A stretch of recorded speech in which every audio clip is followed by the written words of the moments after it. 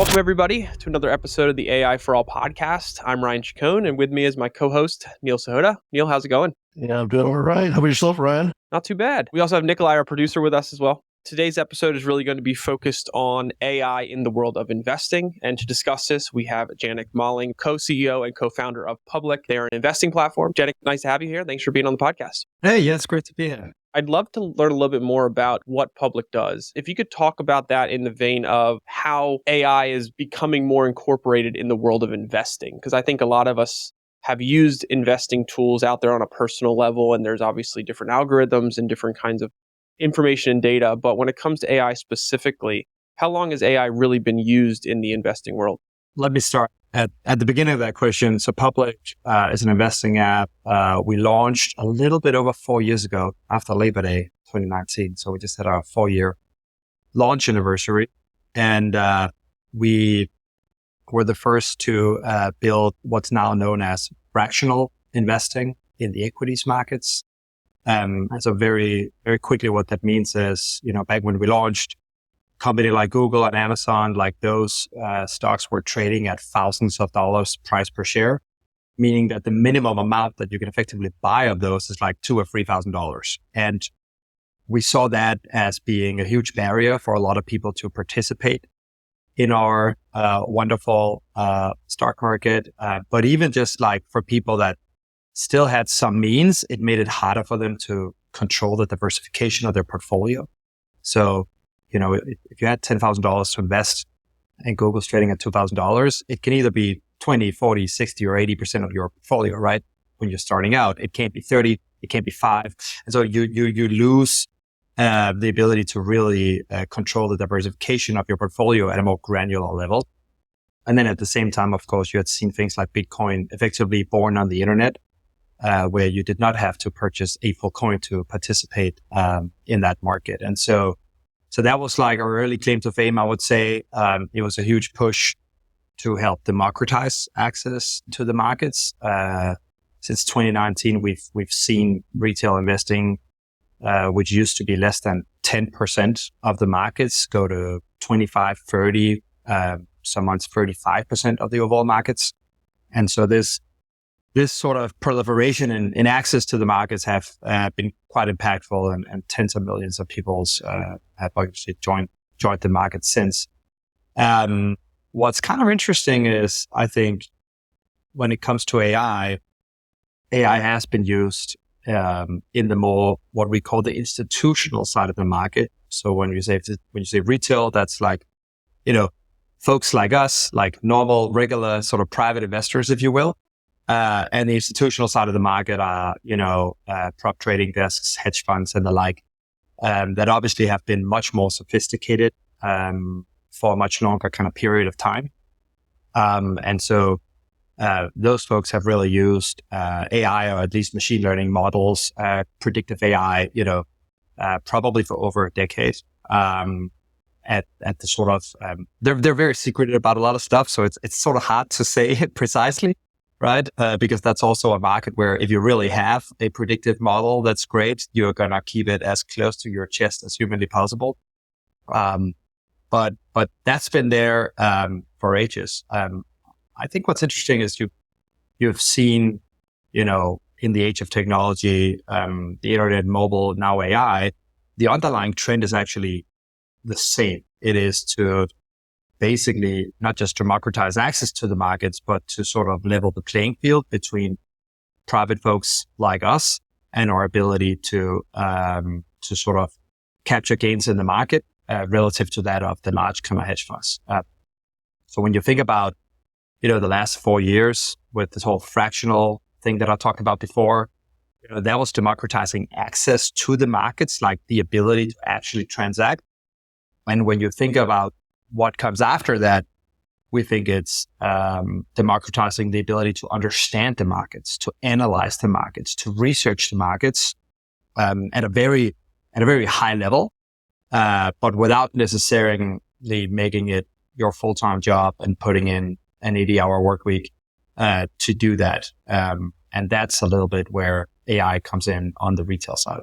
And on the retail side, I mean, I've had experience with other platforms. Like I've used Robinhood, which I imagine is just like a competitor in different ways. And I've seen a lot of tools since then really start to incorporate, they call it like advanced trading capabilities for the everyday retail investor. Is this kind of what you're talking about, is making that information more available as part of the overall experience in a platform like yours? Yeah, I guess you could say that. If you kind of double click on it, there's always been two types of traders and two ways to do kind of research when it comes to trading and investing. One is called technical analysis. That's where you have a lot of algorithmic trading, typically looking at historic prices of stocks or other assets, but let's take stocks as an example. Then you have these things called indicators, which essentially is sort of an algorithm that goes and like, if you Google it, you'll see a bunch of charts where there's a lot of drawings all over them. And, then you basically use the historical prices to predict future, whatever future prices that asset will hit. That's like the most basic way I can explain technical analysis. Fundamental analysis is a little different. That's where you do the fundamental work of analyzing income statement, balance sheets. You maybe look at earnings call data a little bit more. It's maybe a little bit more holistic, I would say. The technical analysis, which is more trying to also capture movements in the short term. And technical analysis is really more of an expression for mass psychology and capturing that in an equation that can sort of predict where that might go in the future. And the fundamental work is a little bit more what someone like Warren Buffett is known for, right? Or if you've read The Intelligent Investor or some of these, concept of value investing is fundamentally rooted in fundamental analysis as well. And as you can imagine, historically speaking, there's been a lot more sort of math and machine learning and predictive AI in the technical analysis side of things, because that's all math. And I think what you've seen in the last, 12, 11 months really, is the proliferation of using AI for fundamental analysis with the introduction of large language models, where in fundamental analysis, it's not about hardcore math. It's more actually about, understanding a lot of different nuances, being able to, to analyze an earnings call, being able to analyze income statements and so forth. And I think that's a little bit where, and again, even in the hedge fund world, you have funds that are more focused on technical analysis. You have funds that are more focused on fundamentals. And so that's the same in the retail world. And I think a lot of the platforms of the past, whenever they wanted to make something that's more advanced, to your point, Ryan, that has translated directly into, let's build a very sophisticated UI where you can draw all these technical analysis models. It's been a little bit more in that realm. I think what's super interesting about all the LLMs we're seeing and everything we've seen happening in these last 10 months is now you can actually build a more sophisticated offering that is not necessarily more complex to use.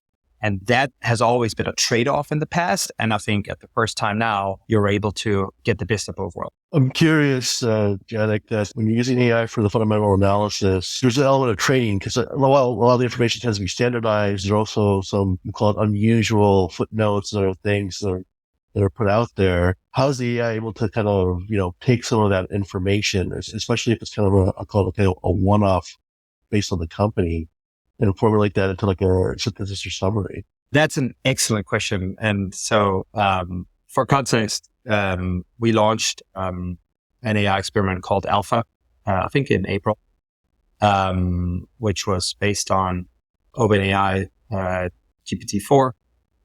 We were sort of the first kind of, investing app, if you will, to kind of launch that. I think the reason why we could actually do that is if you go all the way back to 2020, we acquired a small company that were scraping SEC filings and turning them into structured data, right? So this is back in 2020. This is like before all of this was really a thing to the degree that it is today. And so by doing so, we've actually had a repository of data that's not necessarily unique to us, because the interesting thing, when you talk about all these other industries, healthcare, et cetera, people always talk about, whoever has the largest proprietary data set will win. What's interesting about the public markets is all the data is public. right? And so when you IPO your company, you're really signing up for sharing. There are various standards that where you need to share information about your company. And so it's not that public, owns this company, or owns this data. It's not proprietary to us, but we have been early in trying to structure it kind of differently. We've had that effort going on for a couple of years. And so when ChatGPT came out, that was a big kind of light bulb moment because, we quickly saw how we could potentially start, feeding a model, all this data maybe before other people could, and then get a head start into how you actually can use a chatbot to be your research assistant, to be that sort of investing co-pilot, as we call it, where you can just go and ask it a series of questions, which is a very different way of analyzing a stock than how you've done it in the past. I mean, if you wanted to get really hardcore in the past, you're probably sitting there with 30, 40 different browsers open and, reading through earnings reports or annual reports. I'm reminded of a Warren Buffett quote. I think he said, people should totally invest their money. Just read the annual reports of the companies that you invest in before you do. I mean, who really does that? Let's be honest, right? But in theory, of course, he's right. I mean, it's Warren Buffett. He tends to be right in the fullness of time. And I think what's exciting about this movement is now, you can have an AI help you crunch through all that as it starts to understand what kind of investments you're looking for over time. You can also get better at figuring out what parts of the earnings calls or the annual reports to relate to you.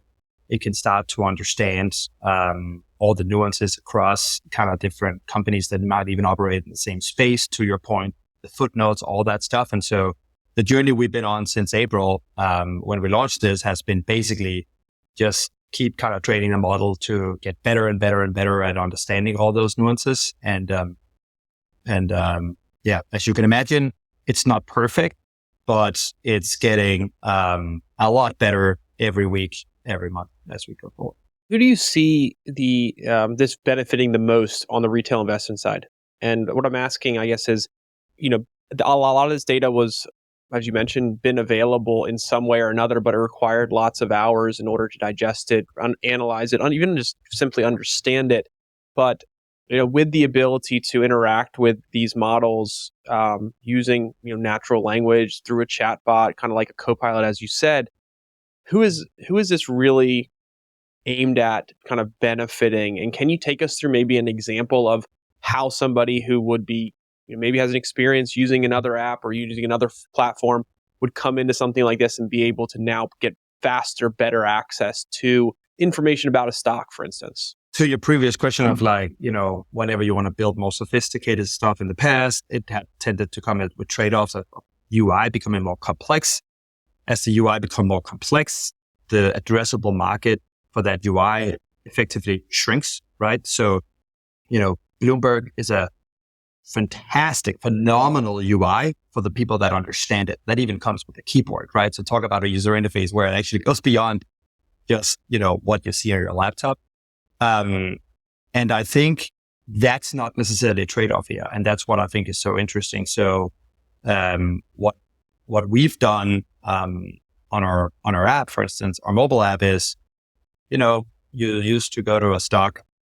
As you scroll down, you can see analyst ratings, you can see income statements, you can see balance sheet statements, cash flow statements. We could even show, like I said, some of the structured data around KPIs, right? So if you look at Tesla, you can see a chart of how many vehicles have been shipped and delivered kind of every quarter, because historically that's what maybe has driven most of the price action in that specific asset. But again, you still need to know all these things as you come in and open the page for that stock, and then you need to analyze everything and scroll up and down, etc. Now with Alpha, you really just swipe down on that page, it opens a prompt, and then you can kind of ask it anything. And what we're seeing is this progressive due diligence flow that people get into, where they might start off with a very simple question, up here, and then they just zoom in and they can continuously keep asking why. They can keep taking the conversation in different directions.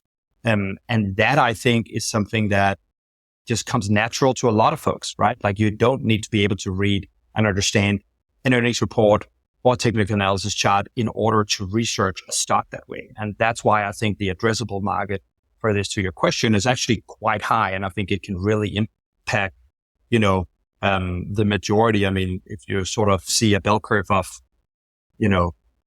markets knowledge and financial literacy across our population, I think in the past, we've been stuck at like the top 5-10%. That's really who you can build the sophisticated tools for. And I think now with AI and with these research assistants, you can get that down to the majority of the bell curve, that middle piece that obviously is by far the largest in terms of size. And therefore it can also be much more impactful than some of the leapfrogs that you've seen in the past. I was just going to comment on that, this ties back to your democratization statement earlier, Janek. And I think it's fascinating that it's actually opening up, because I think it was last year we saw some of those day traders doing things with, GameStop and all that.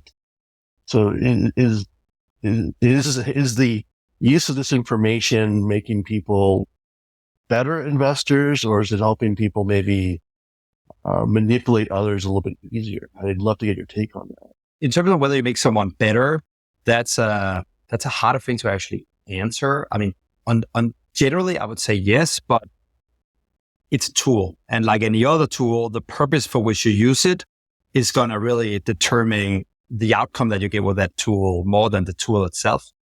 But what we can definitively say is that it makes people more informed investors. And that, I think, is actually the thing to strive.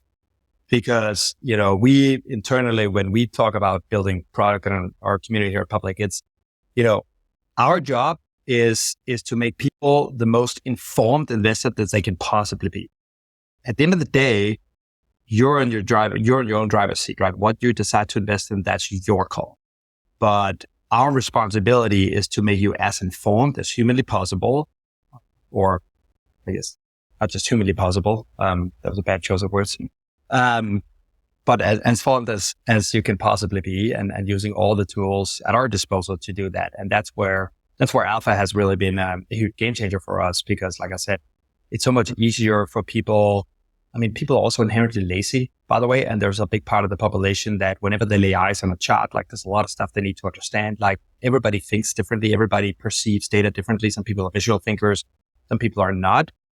But what we all have the ability to do is to ask questions and get answers, and then ask a follow-up question to that. That's like one of the most rudimentary, fundamental human skills that we learn very, very early on in life, and therefore refine over many, many years. And so by the time that we're 18 and old enough to open a brokerage account, that's certainly something that we can all master, right? And I think, especially because like sometimes, you can ask a question a little bit in an odd way. You just ask it again in a little bit of a different way. Like that's all fine, right? And it's not something where you completely drop off. Whereas when you look at a chart, if you don't immediately understand it, you might be inclined to just close the app and move on with whatever is next in your day, right? And that's another thing from a design perspective, where I think it has potential to really hook users in a different way, keep them in what is essentially a flywheel of research. And I think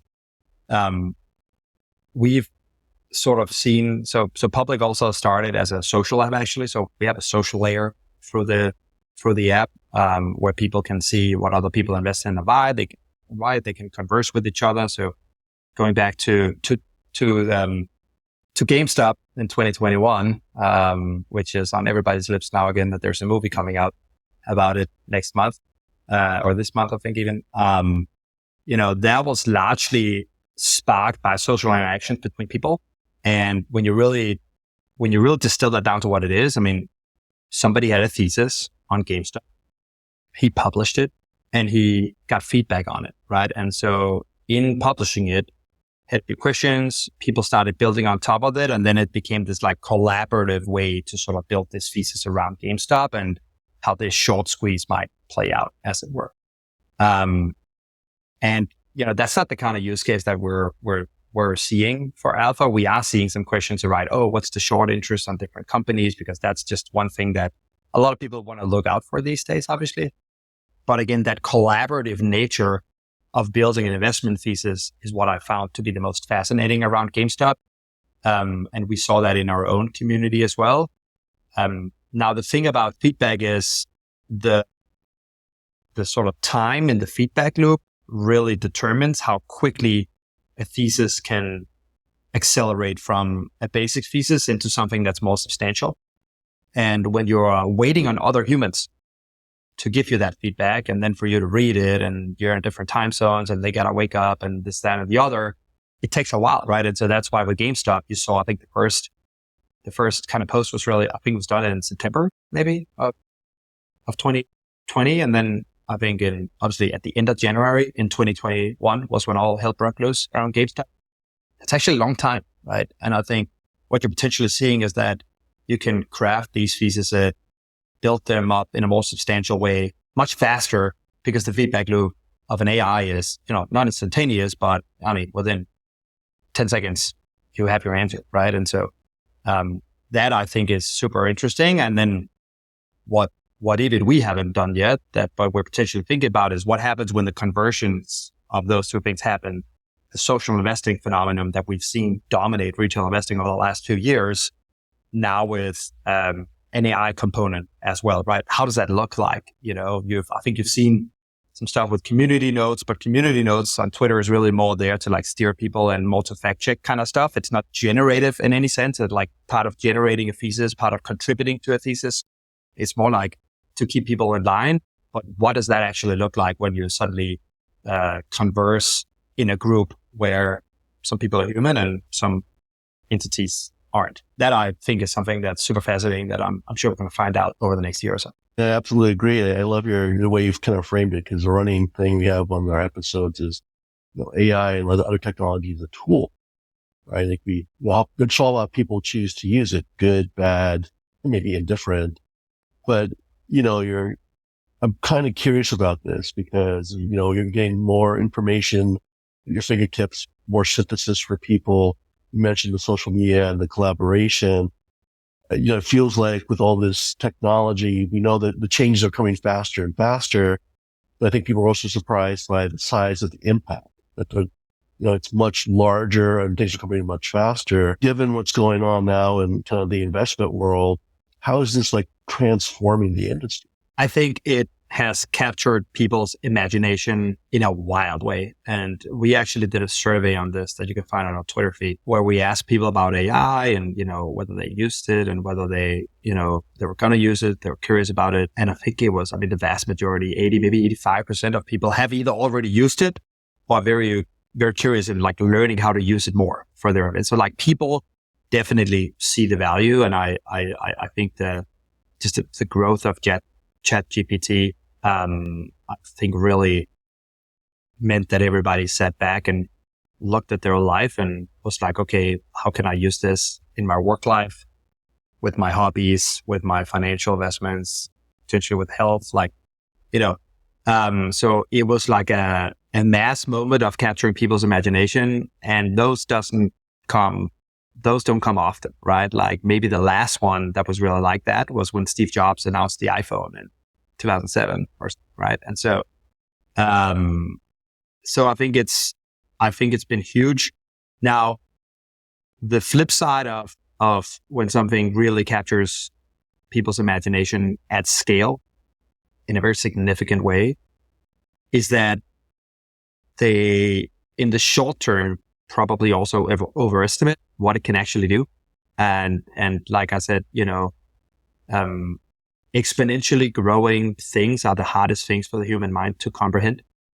And this is something that is exponentially growing in its ability to deliver quality, responses to users, for instance, right? And so it's the classic saying of like, you're actually probably I would bet a lot of folks are actually overestimating what this can do in the next 3 to 6 months, but underestimating what it can do in a 5, 6. Normally I think the saying is like 2 years and 10 years, but I think we got to start compressing that scale. So whoever came up with that quote. So that's been a little bit the trick for us, right? Because it's like, this is a super fascinating tool. We did position it as an experiment. It is called Alpha, partially because finding alpha is like a financial term for finding opportunities for gains in the market, which obviously you hope that, your research leads to the opportunity to capture some gains. But obviously alpha also is also what comes before beta, right? And so it's generally speaking, a little bit of a two-sided name that for the time being, we've sort of labeled as an experiment, because the big concern is obviously if people overestimate it, they maybe come to rely too much on it too early. And that's one of the things that we're trying to kind of balance, internally, here at Public as well. But generally speaking, it's super great to see that there's so much engagement here, that there's so much, will to learn this stuff and like intent for people to really get into how can I use AI to drive my portfolio. And I actually think one of the most important things is that people are not just sitting back and saying, oh, can AI just run everything for me, right? Because that very quickly gets to a point where you're also not building any financial literacy yourself. And so we've also had the principle of like, you should be in the driver's seat and alpha is your assistant, not the other way around, right? It's not that alpha is in the driver's seat and you're the sort of, LP or fiduciary behind it, right? That's certainly not where we are at this point in time. How are, I guess, the more sophisticated investors viewing these AI tools coming in? I don't say they're leveling the playing field, but they're making it easier for the retail investors to get access to information that maybe beforehand was kind of a competitive advantage for these other investors. Are they viewing this as a benefit for everyone across the space and it's positive, or they, I guess, any part of them feel like it's creeping in on the advantage they have of being the ones to understand this stuff? Because I know, for instance, when I've used different apps and tools and looked into their advanced trading platforms, obviously it's like a foreign language to me and a lot of other people, but the people who understand that well do have an advantage on accessing and understanding information better than I can to make better informed decisions when it comes to managing a portfolio. So how is this being viewed kind of with those that are more, that do this every day and kind of how is just curious kind of what their perception's been? I think two things. So first off, for context, in the world of investing, the shorter your time horizon is on any particular investment thesis, the harder it gets, right? None of us has the ability to, the market's been open for an hour. None of you have the ability to tell me with any confidence whether it's going to open up or down today, right? Or by how much. And so, now that being said, we could probably all agree that we have a high degree of confidence that in 5 years, Alphabet, Apple is not financial advice, but there's a bunch of companies that we still believe will grow over the next 5 years and generally continue to capture market share, et cetera, right? That we're where we believe in the future, right?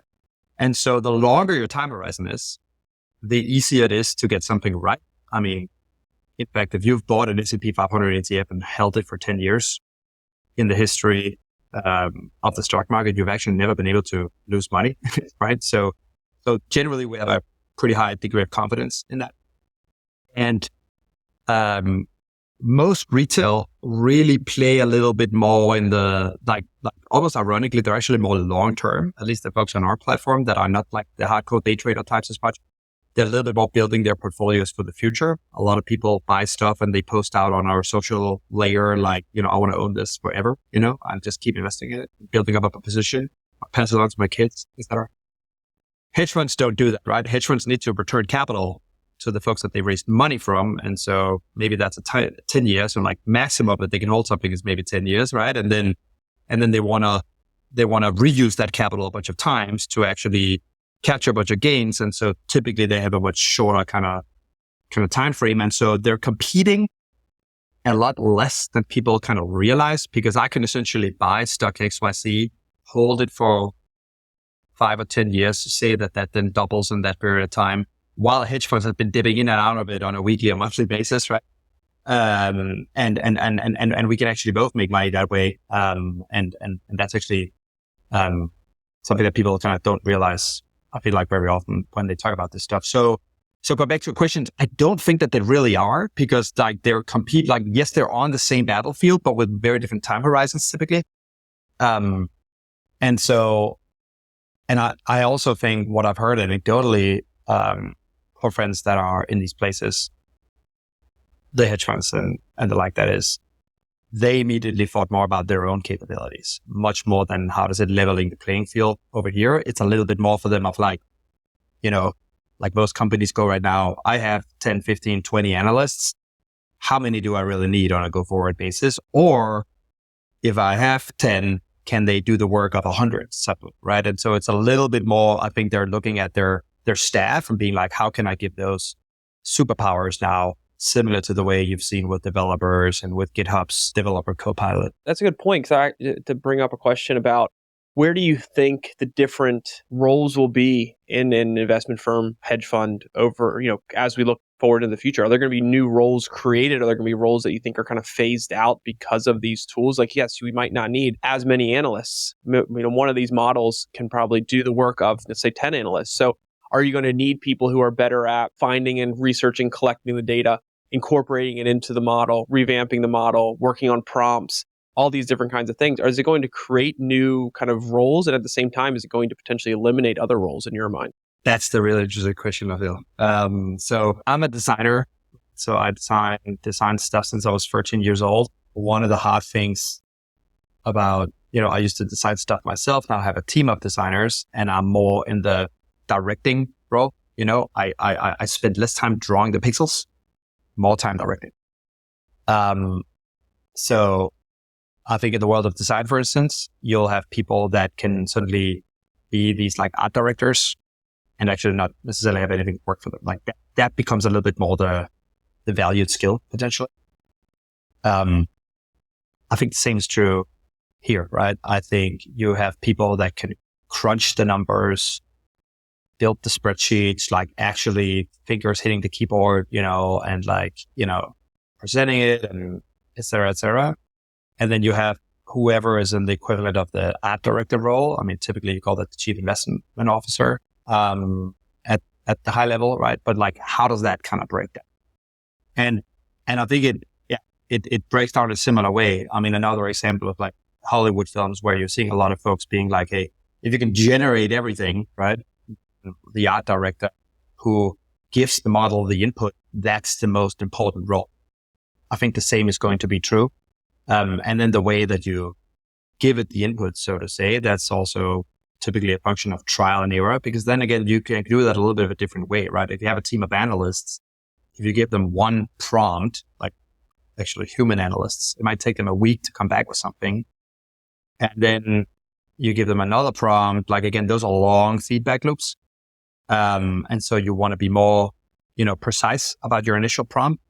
You don't need to be that doesn't need to be the case here necessarily, right? And so you have different styles suddenly, where you can just be a little bit more fast and iterate quicker. And I think ultimately what's really fascinating is you can imagine a future where, again, if a retail person, chief investment officer, have access to the same model, and that's going to be a big question mark, but let's just say for the sake of the argument that they do, then who's able to direct that model and prompt that model the best to get to a solid investment thesis? That's really going to be the skill, right? And that's where I would bet that the playing field is going to be totally leveled, because I think what you saw with GameStop is that there are retail folks out there that understand the markets at large as good or better, honestly, than at least some of the, maybe not like the 99 percentile kind of hedge fund, but certainly by a lot of the institutional players out there.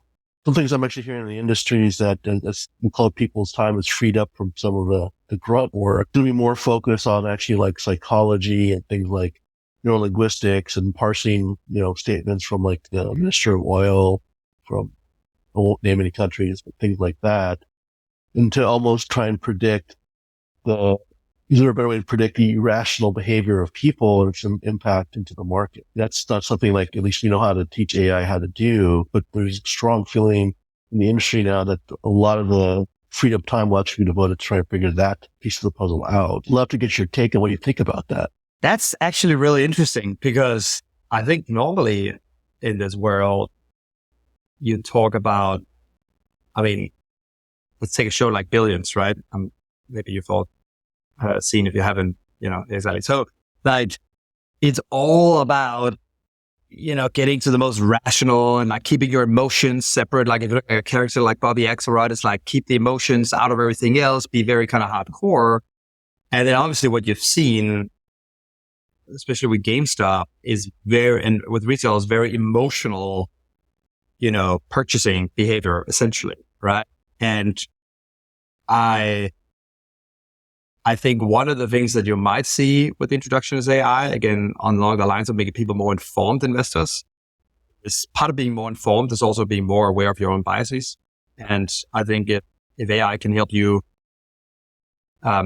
excuse my French, but call bullshit on your own, on your own investing intent, not all the time, but at least some of the time, as it starts to understand the style, as it starts to understand, hey, you're overweight tech already. Like, what are you doing here? Like, this is not, So like, that gets a little bit closer to like the hyper personalized sort of thing where you're talking about every instance of an AI really understanding their master, and what do they want to achieve. And what's quite interesting is like, as a financial services company, we have to do this thing called KYC, know your customer, which essentially just means we have to play 20 questions with every user that signs up front. And part of that means, why are you investing? Is it for speculative reasons? Do you want to, is growth? We need to grow your capital moderately aggressively over the next 5 years, or do you just want to preserve your capital, right? And those are questions that we have to ask also in order to be able to better service our customer. Now, that's all data that, and so for that reason, most financial services companies have a lot of data on their customers, right? And also, by way of what you've invested in historically, we got a pretty good sense of your risk appetite. And so you can start to imagine a world, and we haven't taken the step yet, because as I said, we just launched this in April, but we are thinking about future states where all that kind of comes into play as well. So that it's able to actually let's say, keep you a little bit on a straight line and, and help you help you reach your initial goal, right? Like same way that fitness app asks you how, what do you want to achieve? And if you want to say, oh, I want to just stress less and whatever, then you shouldn't probably be standing there pumping your biceps every day because you want to go to the beach and look fit, right? Like it's a little bit like calling bullshit on your own actions relative to your goals. And that's, I think, something that it can help with a lot. There's risks in investing. There's risks in crypto. Are there any risks, or could there be any risks with using AI for investing? Whenever I get the question, are there any risks with comma? My answer is yes, full stop. Because obviously everything has risk. And we even offer treasury bills that we can market as one of the safest investments, which they are, but then you had the whole debt ceiling thing happen and suddenly there was a little bit of risk there, right? And so there's risk in everything, for sure. And there are also risks with kind of using AI for stuff. So period, full stop. Now, how we think about that risk and how you mitigate that risk, that's actually a real question. And how much risk is there? And specifically, how much risk is there relative to the reward? That's really what any risk measurement should kind of come down to. And as we've talked about kind of at length here, I think the rewards are potentially quite high. And again, you can never size the rewards because nothing is a sure thing, right? So you always talk about risk relative to potential reward, but the potential reward here is huge. I mean, if any of the stuff that we just talked about materializes in the next year or two, I think those rewards are massive, especially for retail folks. And so then it's a question of, okay, what's the risk relative to potentially getting that reward? And I think there are things that we can kind of build to mitigate those risks. I've touched on a few of them, but there are even in the design layer, right? So right now, when you open it, we have popular questions, which is the most asked questions for any particular stock to Alpha or chatbot over the last 24 hours. So if an earnings call just came out, it can summarize it 30 seconds after the whole earnings call came out, which I actually find is a better way than actually being on the earnings call myself, which is quite impressive. But so that's one of the most asked questions immediately after an earnings calls, etc. But there are these small nudges in the user experience where you can help guide people a little bit to okay, if you're asked about this question, maybe you should consider, this position over here. And I think that's the real interesting thing. I think right now it's very reactive, obviously, right? You have to prompt that has to respond. But in most apps, I think this is true for most industries, but certainly for financial services and investing, we have a lot of users doing stuff on a daily basis. So why couldn't it be more of a layer than just a chatbot that's always kind of listening and then helps you proactively come with these different prompts? And I think that's potentially the next phase versus just being that reactive assistant, right? Like a proactive assistant is better than a reactive assistant in real life. And I think the same is potentially true with AI. And so that's actually one way that I think you can, make it a better experience, but also help mitigate a lot of the risks surrounding this stuff. Neil, anything from your end you want to kind of wrap up with? No, I think it's been a great discussion. I really appreciate it, Janik. I think you've given us a little peek behind the curtain into the investing world and trends that AI is helping to shape for the future of the industry. And if people are interested in learning more about you and Public, what's the best way to keep tabs? Public.com. It's a very straightforward website name. That was very expensive. Again, hopefully worth it. I'm gonna ask that. Yeah, how much did it cost to get that one? Especially when I saw the .com, I was like, man, they must have spent a little bit of money. But I know you raised some money, so I think it's a. Did anyone build where we actually bought it before we raised the money? So it was quite of a gut punch at the time we bought it. Well, it seems like you have a lot of very exciting stuff going on. We truly appreciate your time. We know you're busy. Well, the three of us have already probably checked out Public, and pretty neat what you have. So definitely be something we dive into even further. So our audience definitely should check that out. But Janik, thank you again for taking the time, and look forward to hopefully talking again in the future. Yeah, thank you guys. I really enjoyed this.